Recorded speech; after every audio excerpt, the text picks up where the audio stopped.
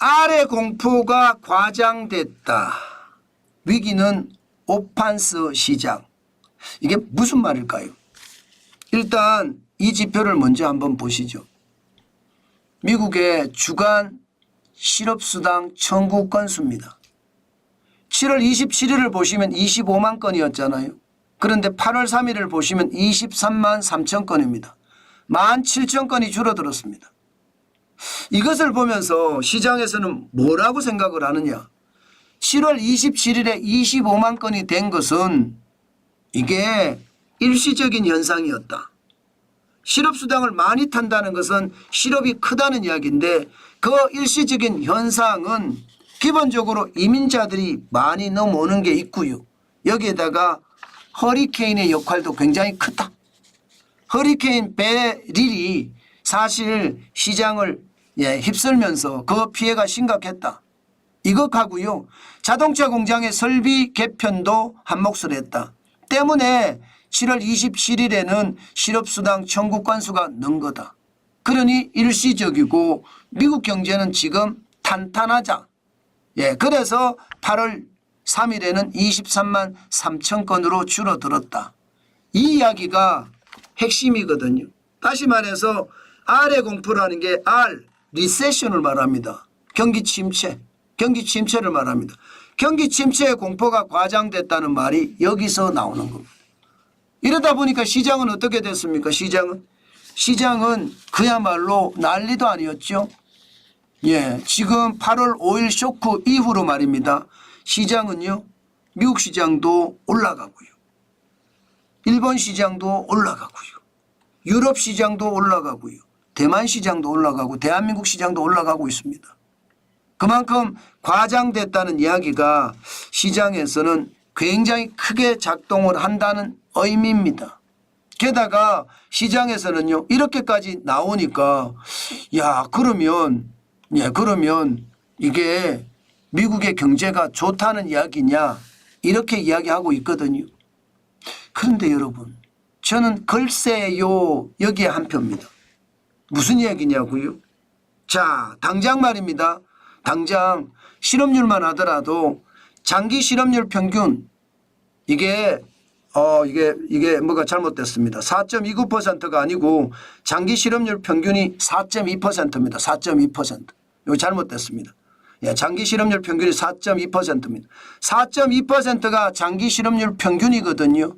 그런데 7월이 4.3%입니다. 7월의 숫자만 놓고 본다면 2021년 10월 이후 최고치고요. 또 3%에서 4% 사이를 완전 고용이라고 이야기하는 실업률이다. 거기에 비하면 지금 비자발적 실업까지도 늘었다는 이야기가 되는 건가요? 충분히 그렇게 설명해도 틀리지는 않습니다. 지금 분명한 것은요, 실업률이 4.3%가 됐다는 사실이에요. 저는 이게 시장에 굉장히 크다 이렇게 생각을 하고요. 게다가 비농업 고용 인구가 7월에 11만 4천 명까지 떨어졌거든요. 최근의 평균치가 22만 명입니다. 절반 수준으로 떨어졌어요. 절반 수준. 이것은 여러분, 저는 미국의 실질적으로 경제가 식어가고 있다는 징조다 이렇게 생각을 합니다. 시장의 투자자들 입장에서는 안 식어가. 경기 좋아. 이렇게 말해야 주가가 올라가니까 그럴 수 있다 이렇게 생각을 하지만 저는 그렇게 보지 않는다는 뜻이에요. 지금 당장은 그 말이 맞을지는 모르나 전체적으로 봤을 때는 실업은 어쩔 수 없는 것 아닌가 저는 그 생각한다는 말입니다. 게다가 말입니다. 실적 보세요. 지금 실적이 블룸버그에서 분석한 것을 보면 결국 말입니다. 작년 4분기에 수익 성장률 매그니피선트 7의 수익 성장률이 56.8%였다면 이번 3분기는요 17%까지 떨어진다고 합니다. 17%. 전망이긴 하지만 4분기는 18.7%까지 떨어지고요. 이게 전망이 틀릴 수도 있어요. 그러나 실질적으로 2024년 1분기를 보면 거의 30% 수준으로 빠졌잖아요. 그것을 감안을 해보면 충분히 실적이 뒷받침돼 주지 못할 가능성 저는 있다고 보는 겁니다. 게다가 통화량은 또 얼마나 많습니까? 돈 풀어서 지금 경기를 살려왔는데 지금 이 통화량이 만만치 않다는 뜻이 통화량이 안 줄어요. 미국도. 지금 2024년 6월을 보면 20조 9,577억 달러거든요. 무려 2경 8,741조 원입니다. 어마어마한 돈입니다. 5년 새에 늘어난 것만 하더라도 44.4%가 늘어났습니다. 2018년에서 2023년 사이 말입니다. 그 정도로 많이 늘어났다는 건 여러분 시장에 현금이 너무 많이 풀려서 실질적으로는 화폐 가치가 떨어진다는 얘기예요. 그러면 실물 가치는 올라가고요. 그러면서 주식시장에는 거품이 쌓여 있다. 저는 그렇게 보거든요. 그만큼 말입니다. 시장이 전혀 위험이 없다 이렇게 이야기하면서 시장 분위기를 만들어가고 있는데 이거는 투자자들의 분위기다. 저는 그런 생각을 하거든요. 그만큼 말입니다. 저는 이게 오판에서 나온 것은 아닐까. 이게 여러분 경제라는 게 오판을 하면 그때부터 크게 문제가 될 수 있거든요.